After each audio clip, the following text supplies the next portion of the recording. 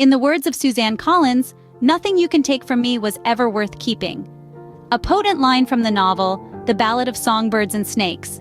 This dystopian novel, prequel to the famed Hunger Games series, takes us back to the early days of Panem. We're introduced to a young Coriolanus Snow, years before he becomes the feared president of the dystopian nation. This quote, uttered by Snow, is a defining moment in his character development. It speaks to his inherent belief that his power, his ambitions, his very identity are invulnerable to the whims of others. It's a sentiment that echoes throughout the narrative, shaping the complex character we've come to know in the subsequent series. The quote also encapsulates one of the book's central themes, the struggle for power and the perception of worth. As we journey through the book, we see this quote taking shape in unexpected ways. Collins's characters often grapple with profound dilemmas, as captured in "Do you know what happens when you cage a creature accustomed to flying?" This quote, steeped in metaphor, speaks volumes about the central conflict within The Ballad of Songbirds and Snakes. It's an exploration of the tension between constraint and freedom, a concept that Suzanne Collins masterfully weaves into the fabric of her narrative.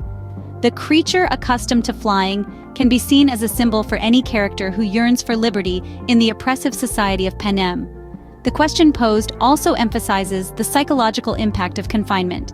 It paints a vivid image of a creature, once soaring freely in the sky, now trapped and longing for its lost freedom. This mirrors the predicament of the characters who find themselves bound by the rules and expectations of a dystopian society. The quote's powerful imagery and thought-provoking question encapsulate the struggle of the characters, making it an integral part of the narrative's fabric.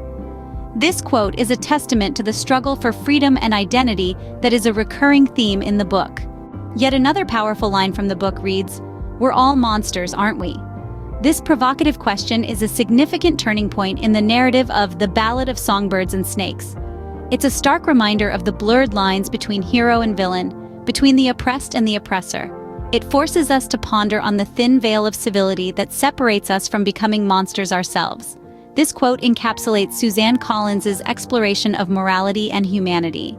It echoes the story's recurring theme that no one is purely good or evil.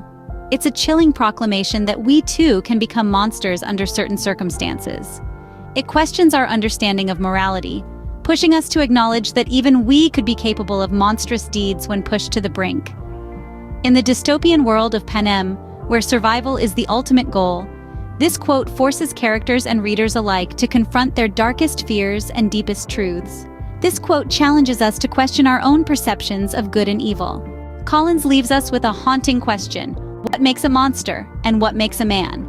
This query encapsulates the essence of the entire narrative, leading us to a profound contemplation about the nature of good and evil, right and wrong, humanity and monstrosity. The final quote from The Ballad of Songbirds and Snakes is not merely a rhetorical question. It is a mirror reflecting our own values, beliefs, and perceptions about the world around us. It challenges us to question the thin line that separates us from the monsters we dread and despise. In our journey through this narrative, we have explored the transformation of a young man into a ruthless dictator, the societal structures that foster such metamorphosis, and the power of hope and resistance against overwhelming odds.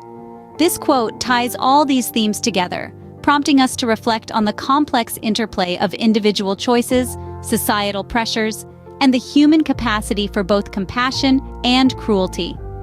As we revisit the previous scenes, we see the significance of this question in the evolution of the protagonist, the societal dynamics of the dystopian world of Panem, and the struggle for survival and dignity amidst the specter of the Hunger Games. Each quote we delved into was a piece of this intricate puzzle, shedding light on the multifaceted nature of humanity and the circumstances that can twist it into a monstrous form.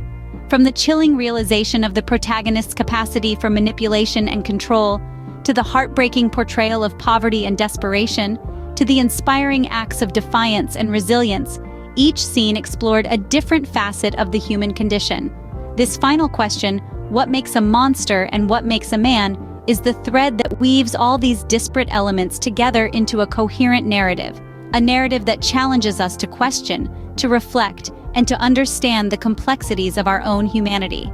As we close the book, we are left pondering these questions, a testament to the power of Suzanne Collins's storytelling.